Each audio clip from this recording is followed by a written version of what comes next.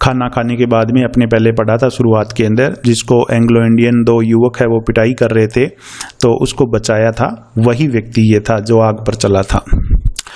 इसके बाद में आगे देखिए, he had looked at me once, उसने एक बार मेरी तरफ देखा, ब्रीफली संक्षिप्त में,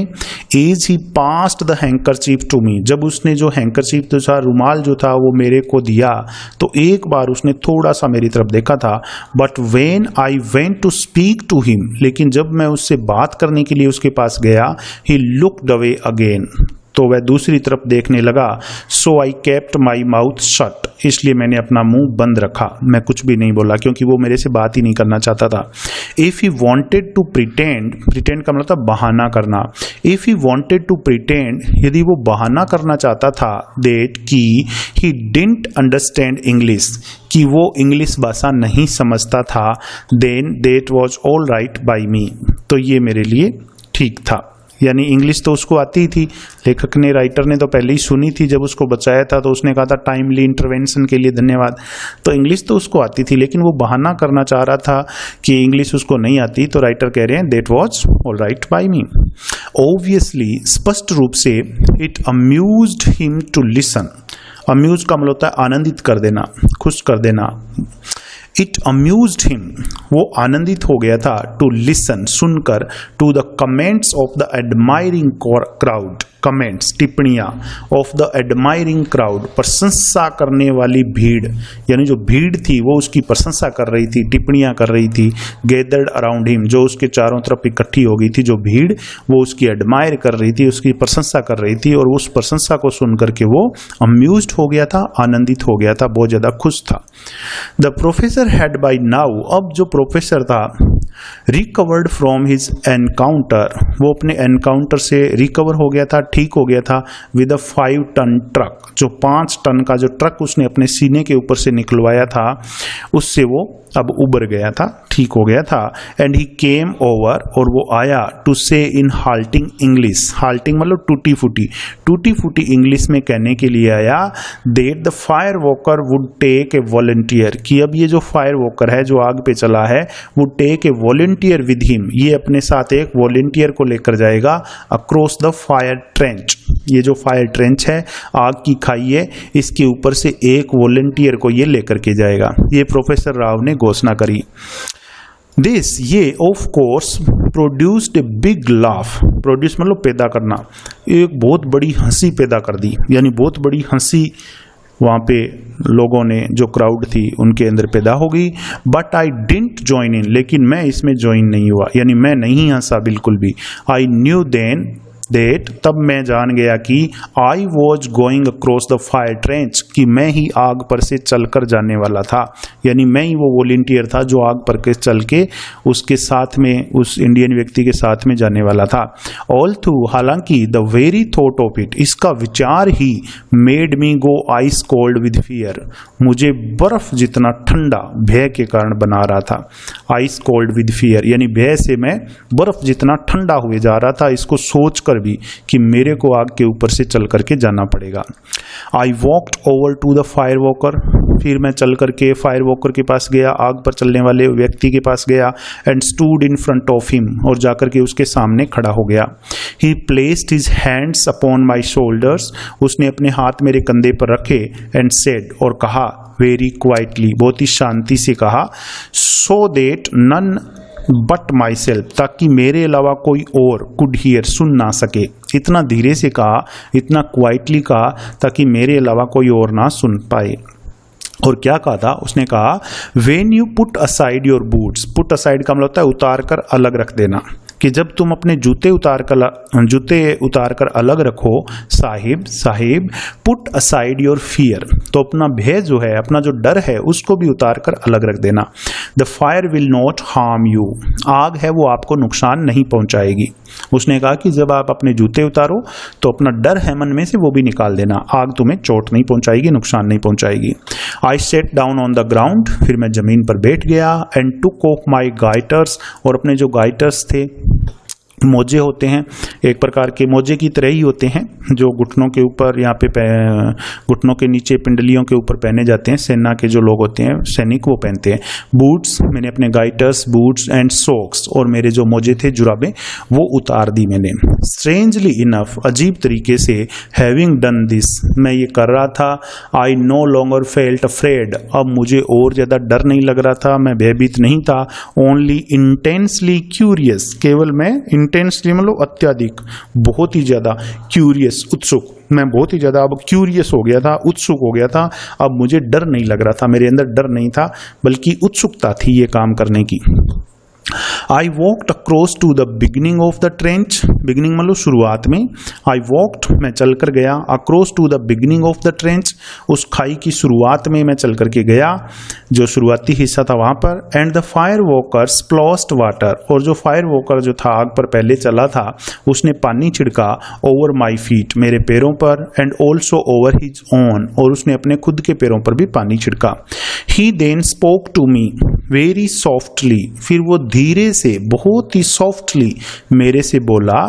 एंड टोल्ड मी, और मुझे बताया, टू क्लोज माई आईज, कि मैं अपनी आंखों को बंद कर लूं, and think hard of green fields, और मैं हरे हरे खेतों के बारे में सोचूं, and the peaceful English country side, और जो शांति प्रिय यानी शांति में बिल्कुल शांत इंग्लिश कंट्री साइड जो है, यानी इंग्लैंड का कंट्री साइड कहते हैं ग्रामीण इलाके को, अंग्रेज यानी इंग्लैंड का कोई ग्रामीण इलाका है जो बहुत पीसफुल होता है और वहाँ पे बहुत ज़्यादा हरियाली है, उस इलाके के बारे में मैं सोचूं, ऐसा उसने कहा था फायर वॉकर ने। I was to imagine that, अब मैं कल्पना कर रहा था कि I was walking along a country lane, कि अब मैं एक ग्रामीण इलाके की गली में चल रहा था, वॉकिंग अलोंग ए कंट्री लेन, ग्रामीण इलाके की गली में मैं चल रहा था, एंड ऑल द वाइल, और इसी समय यानी इसी दौरान, आई वॉज टू कॉन्सेंट्रेट, मुझे कॉन्सेंट्रेट करना था यानी ध्यान केंद्रित करना था, on green fields, Hare Hare खेतों पर, यानी अब मेरे को कहा गया कि एक ऐसे स्थान पे ध्यान केंद्रित करो जहाँ पे बहुत ज़्यादा ग्रीनरी हो और बिल्कुल वो पीसफुल इलाका हो। He then stood in front of me, in front of का अर्थ होता है के सामने, he then stood in front of me, फिर वो मेरे सामने आकर खड़ा हो गया, with his back towards me, और उसकी पीठ है वो मेरी तरफ थी, एंड टोल्ड मी, और मुझे बताया, टू प्लेस माई हैंड्स, कि मैं अपने हाथ रखूं, ऑन हिज शोल्डर्स, उसके कंधों पर। वो सामने खड़ा हो गया पीठ करके लेखक की तरफ, राइटर की तरफ, और कहा कि अपने हाथ है वो मेरे कंधों पर रखो। He repeated his instructions to me, उसने अपने जो इंस्ट्रक्शंस थे, निर्देश जो थे वो मुझसे दोहराए, एक बार फिर से कहे, वंस मोर, एक बार फिर से दोहराए उसने इंस्ट्रक्शंस, एंड देन, और फिर, विद आईज क्लोज्ड, आंखें बंद कर कर, and concentrating hard on green fields, और हरे हरे खेतों के ऊपर बहुत ज़्यादा कॉन्सेंट्रेट करके, ध्यान केंद्रित कर कर, I felt him begin to move, मैंने महसूस किया कि उसने चलना शुरू कर दिया था, स्लोली, धीरे धीरे, फॉरवर्ड्स, आगे की ओर, मैंने महसूस किया कि उसने धीरे धीरे अब आगे की तरफ चलना शुरू कर दिया था। और राइटर का ध्यान केंद्रित किया था इसने निर्देश अनुसार, जैसा कि निर्देश दिया गया था, ग्रीन फील्ड्स, हरे हरे जो खेत थे, एक ऐसे इलाके के अंदर अपने दिमाग को लेकर के गए जहाँ पे बहुत ज़्यादा शांति थी और हरियाली थी। I was back in England, अब कहाँ पे ये सोच रहे थे उसके बारे में इन्होंने बताया, यानी इनके दिमाग में क्या चल रहा था वो बताया है। I was back in England, मैं वापस इंग्लैंड में आ गया था, यानी इंग्लैंड के बारे में ये सोच रहे थे, वहाँ पर अपने दिमाग के अंदर इन्होंने कल्पना करी थी, इमेजिन किया था, तस्वीर बनाई थी। टू बी प्रिसाइज, सटीकता से, I was walking along the Rockfield road, मैं रॉकफील्ड रोड जो है वहाँ पे चल रहा था, ये इंग्लैंड के अंदर ही है, just outside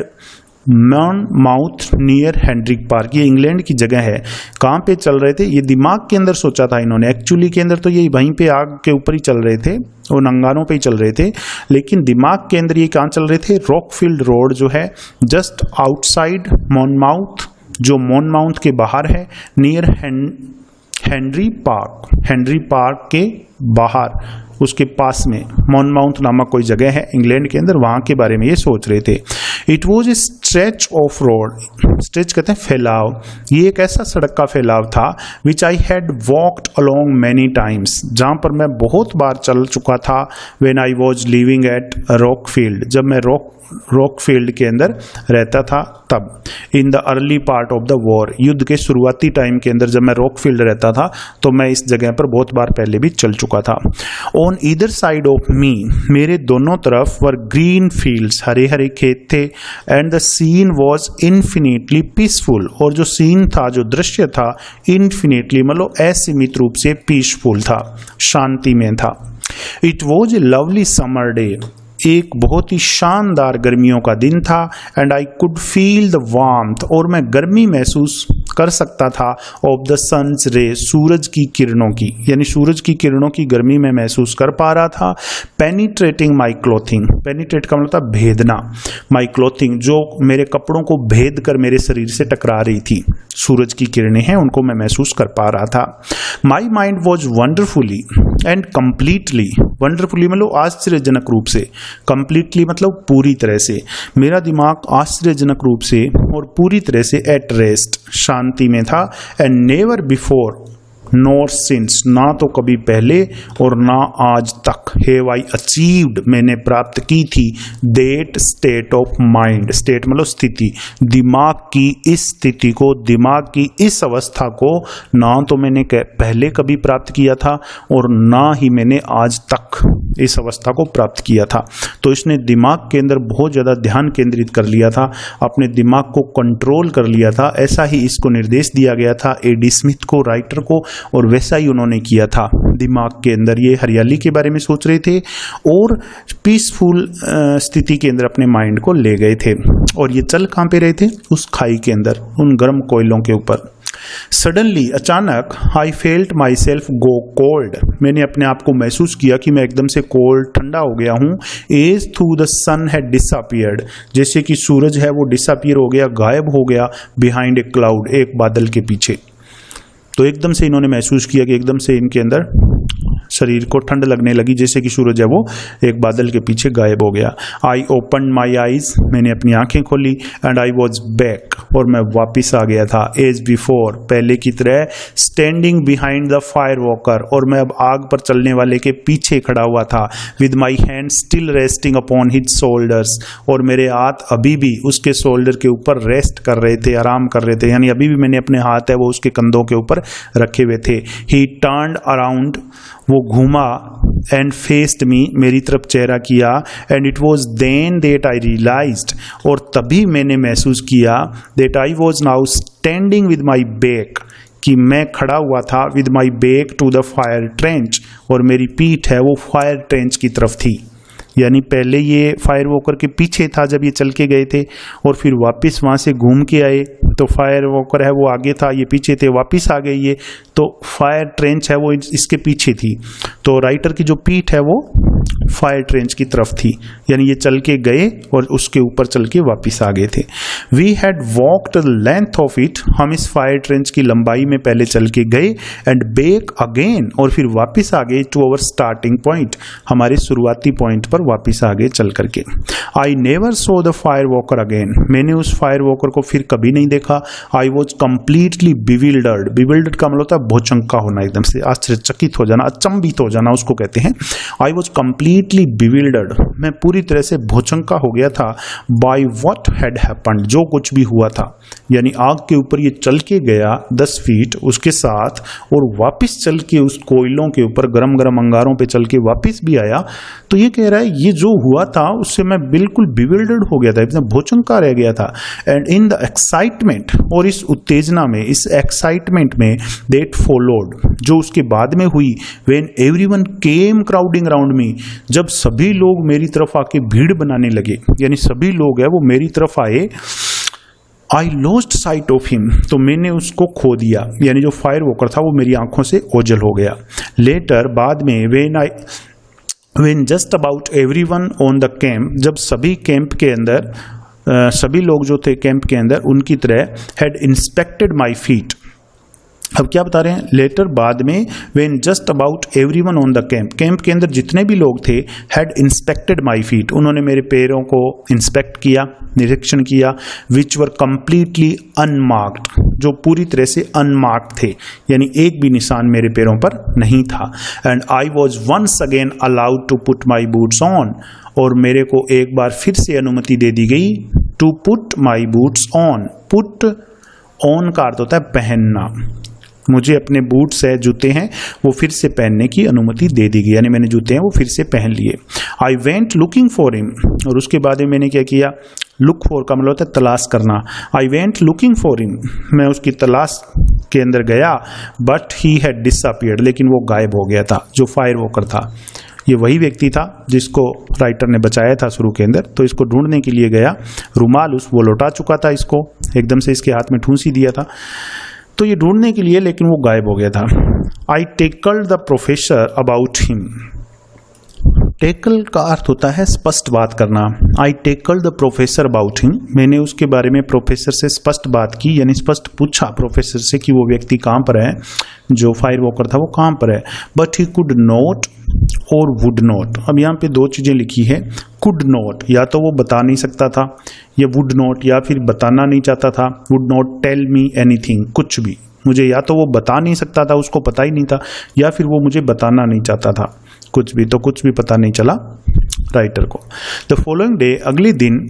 as soon as it was light, जैसे ही रोशनी हुई, जैसे ही सवेरा हुआ, आई बोरोड ए ट्रक, मैंने एक ट्रक बोरो किया, उधार लिया, एंड वेंट अक्रॉस टू फिरोजगुड़ा, और फिरोजगुड़ा की तरफ गया, टू सी, ये देखने के लिए, if I could find him, कि क्या मैं उसे पा सकता हूँ, उसे ढूंढ सकता हूँ कि नहीं ढूंढ सकता। But it was a hopeless task, hopeless मतलब आशा विहीन, टास्क मतलब कार्य, लेकिन ये एक आशा विहीन कार्य था, होपलेस टास्क था। And a few hours later, और कुछ घंटों के बाद, आई वॉज ऑन माई वे, मैं अपने रास्ते पर था, टू न्यू दिल्ली, नई दिल्ली के रास्ते पर था, यानी इनका ट्रांसफर हो गया था न्यू दिल्ली, अब उन्होंने ढूंढना बंद कर दिया था फायर वॉकर को, और नई दिल्ली की तरफ रवाना हो गए थे। तो ये लेसन लिखा है एडी स्मिथ ने। स्टूडेंट, मैं उम्मीद करता हूँ आपको हिंदी ट्रांसलेशन इसका अच्छे से समझ में आ गया होगा। एक बार दो बार आप इसको पढ़ना,